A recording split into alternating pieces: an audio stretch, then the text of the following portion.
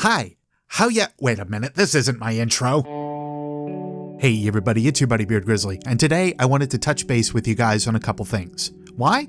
Well, Ryan is still out for the next few days, and I wanted to help get you guys back into the swing of seeing things here again on his channel. Ryan's done a lot for me, and I wanted to give back a little something to him. So with that said, again, my name is Beard Grizzly, and I am a lore-aholic. I have this issue with games anymore. I need them to have at least some decent lore or at least a deeper story than surface level for me to really be interested in them. Even if the gameplay is great, I just need something else for the story to give me that extra push. But even then, I need those stories to make sense or seem like they do to some level of cohesion, or at least have to them. I can't just read it and accept every little bit that's presented to me. It has to make sense. It has to stick. It has to not be some games that I don't play anymore because they don't respect the past stories that were given to them before from previous writers. I'm not angry, just disappointed. That's all. In this respect, I wanted to highlight a few games that have done a fair job of this and I've discovered since changing my focus, or ones I knew of previously but have since expanded my knowledge on. It's allowed me to see different levels of storytelling, both grand and small, and it's allowed me to appreciate those stories for what they are. I should also mention this list is largely on PC to keep in the spirit of this channel, and also because I'm getting more into PC gaming myself. That said, I'm unsure if console versions exist for these titles mentioned or not, but I'm fairly sure, 90% sure, that everything on this list is also available on pretty much every console. But again, I could be wrong. First of all, let's get to a couple of smaller stories, ones that feed off of the others. One big one talked about lately has been Hades, a title made by Supergiant Games, the same guys that made Bastion. Which, side note, if you've never played Bastion, you really should. Just saying. This game has me hooked on its roguelike gameplay loop, but the thing that keeps me going?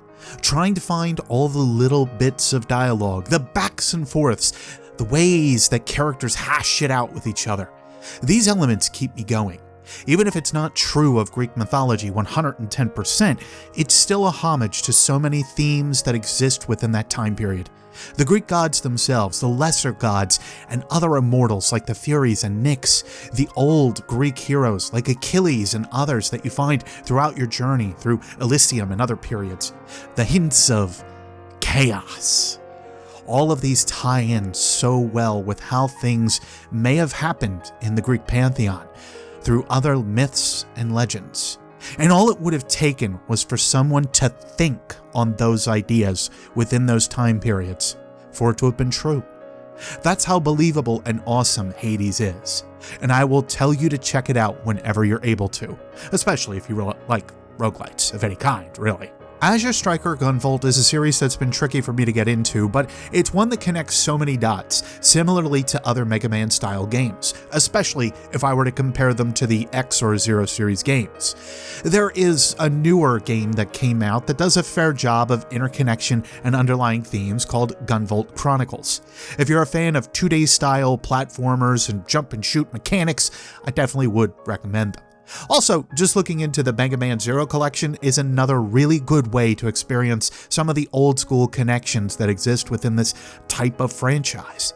Even with limited knowledge of the franchise, of Mega Man as a whole beforehand, I think this bundle is amazing for you to really jump into it. And I could say that of the other Mega Man bundles that they've also put out there, but to look at anything that's out there otherwise, check out Azure Striker Gunvolt. It's another really, really good series. The Cat Lady franchise from Harvester Games has absolutely caught my interest on multiple levels. Don't believe the sound of the title. The Cat Lady, Downfall, and Lorelei are incredible story-driven titles that, if you're okay with some darker tones and themes with a bunch of horror elements, you just have to look into. The connections that these games allow are fantastic, with characters returning over the course of the entire series, and other elements at play that are dark and sinister. True endings abound with these titles, with multiple options existing as well to get to those true endings. If you're a fan of point-and-click side-scrollers, I absolutely recommend checking these games out. Lastly, after playing Ace Combat 7 Skies Unknown, especially over on my Twitch channel, just to plug that for half a second, I am reminded how woefully ignorant I am of the franchise, and how much I need to look into this series further.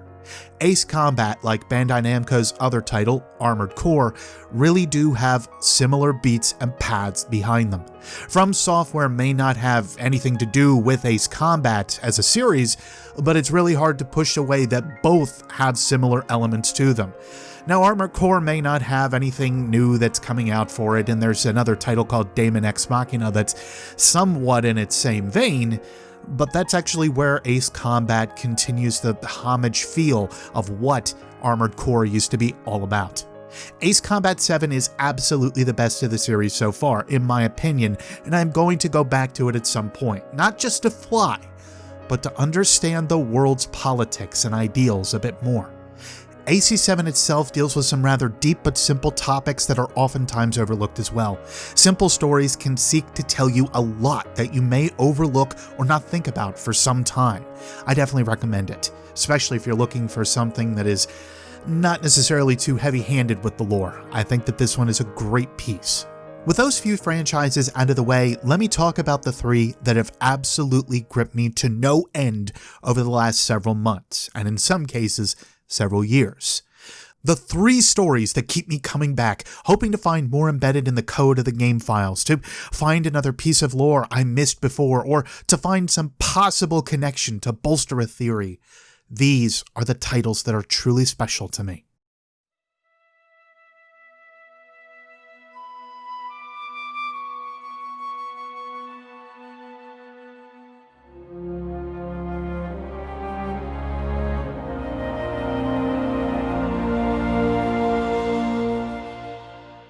I'm an old dog with Monster Hunter.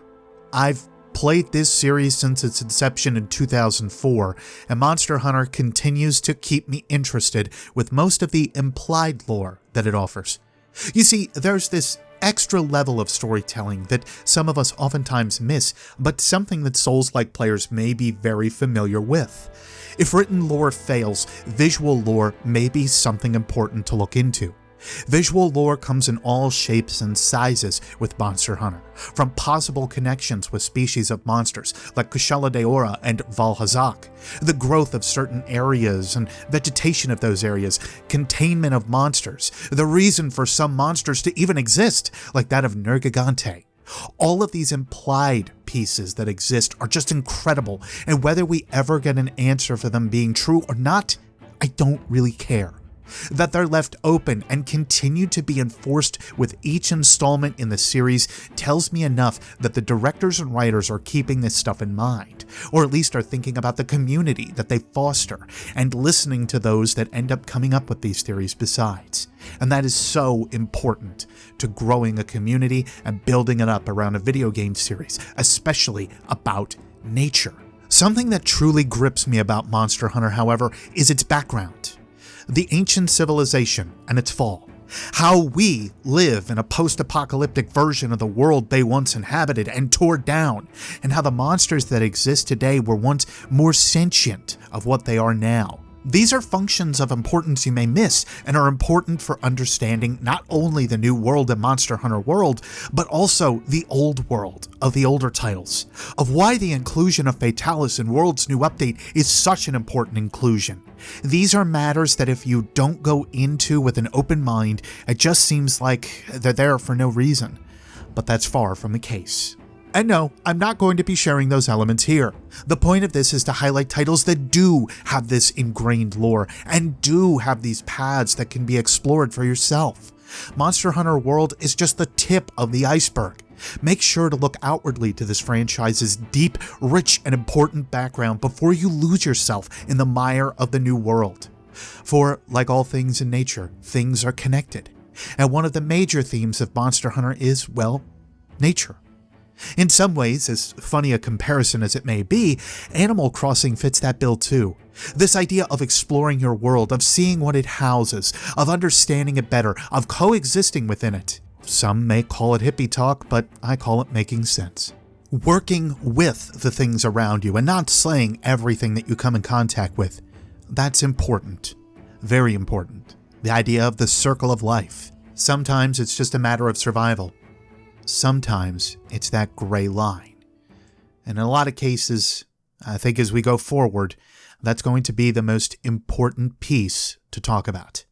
The gray line.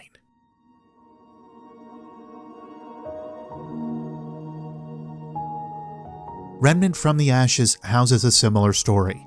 If you have yet to play this title, however, and have been around this channel for as long as you have, I'm trying to wonder what the absolute hell is wrong with you. Okay, well, that may be a little too aggressive, but I just wanted to stress a point here. This Souls-like third-person shooter houses a wealth of lore and backstory, allowing you to come to some pretty insane conclusions about how the world actually operates. Like the last title in my list, however, this game keeps things simple and easy for the player in terms of what story they may want to digest, to at least get the general gist of what's happening. But it leaves it up to the player to digest additional information as they may want to and as they go along. That's a special piece about Remnant.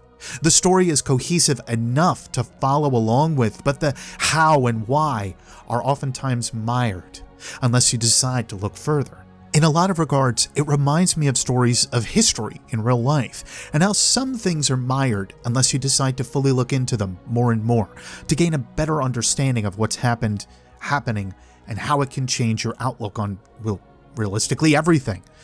That's one thing that's a bit charming about Remnant. It takes the same general idea, it grabs history, it flips it on its head, and makes you consider other avenues. This alternate world 2050s Earth, or I'm guesstimating, math and all that can be found in a couple of videos that I've covered over on my channel at this point on the title.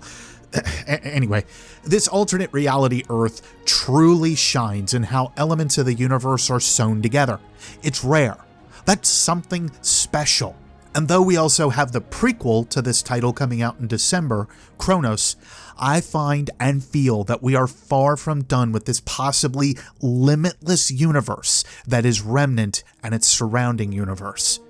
The Keepers, the Root, the Guardians, the World Stones, the space of the Labyrinth. All of these functions are so very important to understanding more and more about the limitless possibilities that exist in Remnant from the Ashes. Gunfire Games has a whopper on their hands. I hope you'll play the game and realize what I mean shortly. And now for the final member of this totally prestigious list from someone that matters so much in this world, and I am of course talking about myself.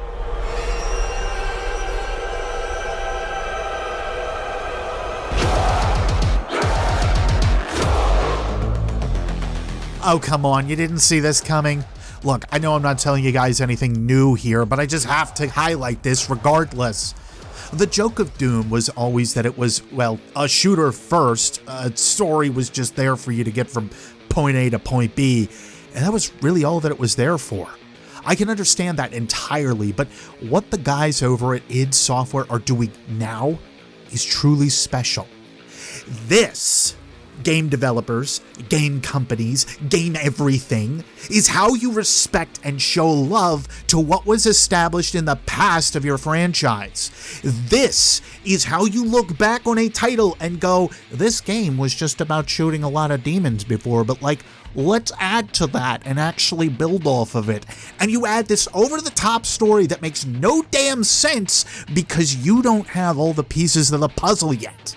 How in the world can you not read into this story? All the lore and bits that you can easily pick up because TACMAP is a thing and it's freaking great, and only dump about an hour or so of time into reading the lore and not come out of it going, hot damn and holy hell, that is good. I will not know. It is even respective of the Wolfenstein series that's also being released per this point as well. And with some of the implications that exist per this point with the two franchises right now, I wonder how many of you may pick up on where it all ties together. So, as a whole, the idverse is so incredible. In gameplay, in story, in backstory, in implications and possibilities, all of it. I will argue that if you've not already started into Wolfenstein: The New Order and almost all of its games and its reincarnation, along with Doom 2016 and Eternal, you are missing out on some of the best storytelling that this media has to offer. The possibilities of time travel, of resetting the universe while respecting the past information that existed, of respecting the characters before that. Besides, there are reasons characters refer to Doomslayer the way they do and say certain mentions and moments to him about where he came from. I hope to eventually and personally dig through all of those on my own at some point or another and tell you why it is that important. The point is, there are so many stories and ideas out there that get my mind going. Between history, mythology, fantasy, sci-fi, or real science, the research you can do personally in order to even expand your horizons on elements found in real life that you can teach yourself. That's the true reason to pick into games for me. The reason I keep playing. To learn more and more from the perspectives of others. That and, well, some of the scenarios you find yourself in are just truly frigging epic. Anyway, that's where I'm going to leave things for today.